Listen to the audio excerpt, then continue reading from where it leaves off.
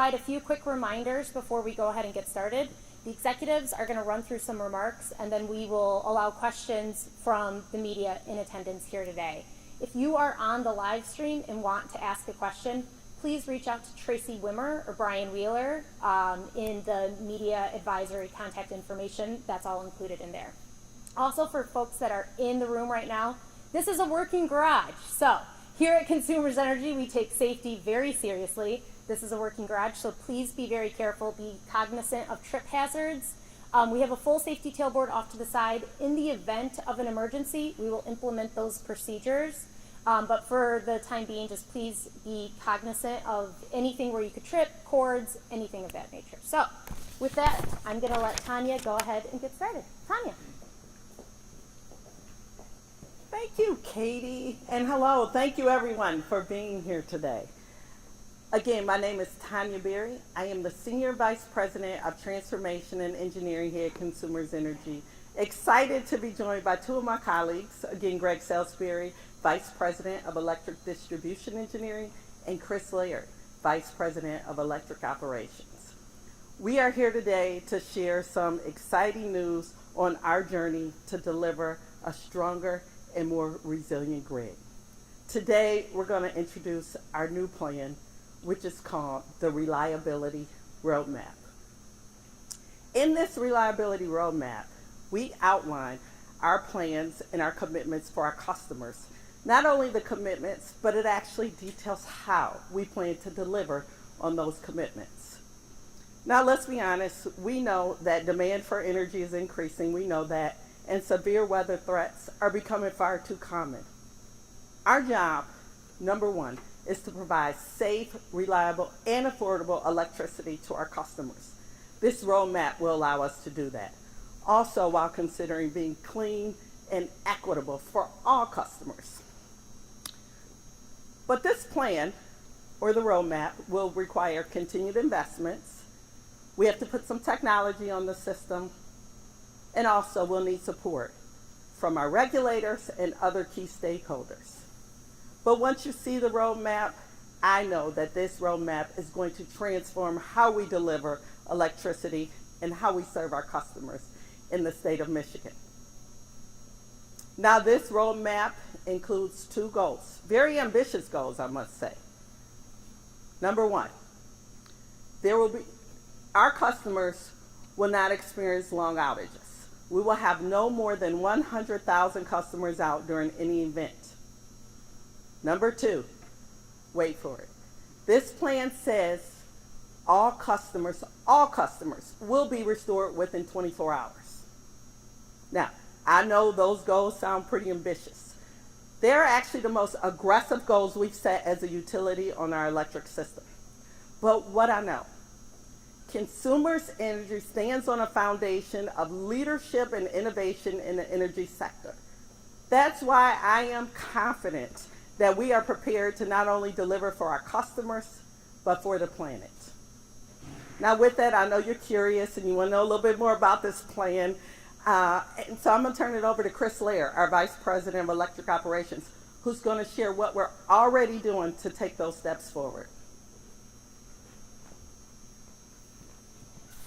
Thank you, Tanya. Good morning, everyone. Our top priority as an energy provider has always been ensuring customers have the energy they need at a price they can afford. Honoring that responsibility has historically required continuous innovation. We're no stranger to that. But the last decade has brought on increased weather challenges. Our understanding of how energy we use can impact the planet has grown exponentially, but so has the number and intensity of extreme weather events across our system. To meet these challenges requires both to increase the speed at which we make improvements to the grid, while also exploring new tactics and implementing new technology. We plan to invest $1 billion annually, accelerate and expand our work to replace or rebuild poles that can withstand speeds of over 100 miles an hour. Explore a pilot undergrounding to program to better understand the most efficient and cost-effective areas to make sure that we underground. Accelerate and expand our tree trimming process. Make sure that we're eliminating limbs from touching our lines and clearing our right-of-ways. And continue investing in and expanding our use of smart technology and automation to improve customer experience and better monitor our system. We've already started to make plans in place. We've hired over 350 apprentices that will become qualified journeyman linemen.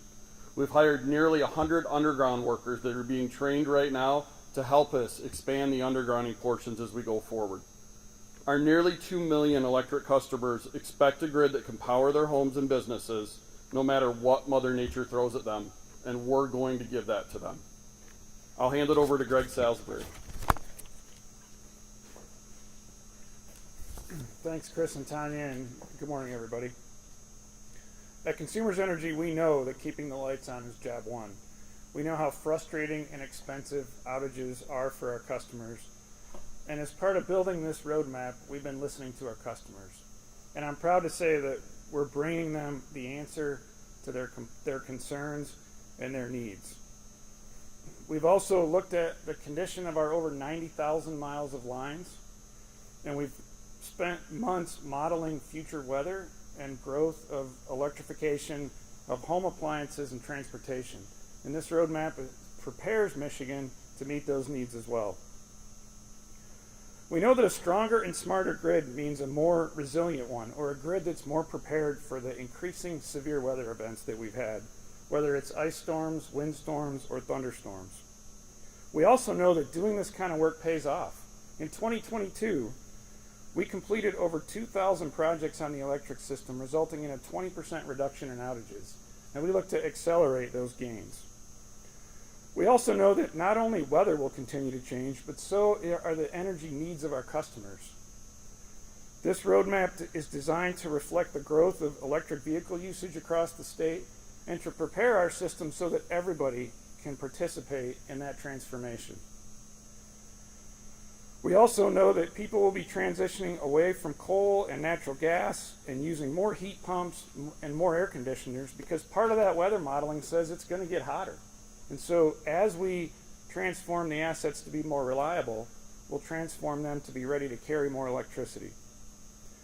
We envision a future where customers know where their power is coming from, a grid built specifically to withstand the challenges of changing weather and the increasing demands, but also the need for affordability. Our evaluation of these practices across the country and with the Electric Power Research Institute tells us that if we do this work on a planned basis, it's 40% cheaper than if we wait to fix it after it breaks, inevitably in the middle of the night when the wind is blowing and conditions are terrible and we have trucks like these running all over the state. The use of new technologies and the exploration of hardening options like burying lines where there are so many trees that it's not cost effective to maintain the forestry will deliver the outcomes that Tanya mentioned. We are designing a stronger and smarter grid to deal with these changes. And there are 5 things that you can expect to see in this roadmap. The continued trimming of trees at a faster rate than we've ever done before. Over 7,000 miles a year of trees trimmed. The continuing inspection of over 25,000 miles of those lines every year by our engineers. That's enough to go more than once around the globe. And we're going to do that every year. The addition of fuses and automatic transfer reclosers so that when the grid does break, it breaks small and we know exactly where to go to fix it. The hardening of our system above ground where it's most cost effective with lines and poles and equipment that can withstand up to a ½ an inch of ice and 60 to 80 mile an hour winds and up to 100 mile an hour winds when there is no ice. We're preparing a grid that's almost hurricane strength as part of this roadmap. And finally, undergrounding. Our customers ask about it and we're bringing it to them in this plan, and we've shown that we can cost competitively underground in the areas where the trees are very thick and trimming them is cost prohibitive. And with that new workforce that Chris mentioned, our unit cost of burying lines is getting more and more competitive every year.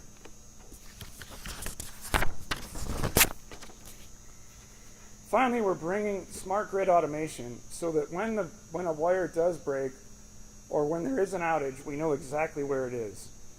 And the days of crews having to drive miles and miles to find the outage are in the rearview mirror, because we're going to be able to drive right to the spot, make it safe, and immediately fix it. We know that these commitments are bold, but we're ready. We've always known it's our responsibility to deliver clean energy reliably and affordably to our customers and to Michigan. And we're confident in our ability to deliver this roadmap. With that, we're happy to take questions. Go ahead. Yeah, Tanya, you mentioned that this plan would require some buy-in from regulators. Is that in an ongoing rate increase request or a future one? And how necessary is it for the Public Service Commission to kind of give approval to this plan or any future rate increase request in order for consumers to kind of achieve this plan?